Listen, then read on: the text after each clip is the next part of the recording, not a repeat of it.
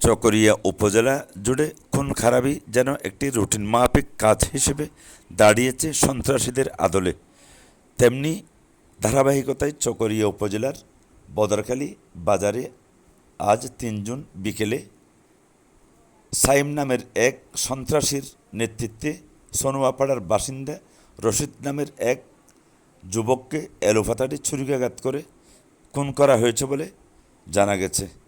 এ সময় তার অপর ভাই রমিজউদ্দিন বাদশাও গুরুতর আহত এবং বর্তমানে আশঙ্কাজনক অবস্থায় হাসপাতালে রয়েছে বলে প্রত্যক্ষদর্শীরা জানাচ্ছেন।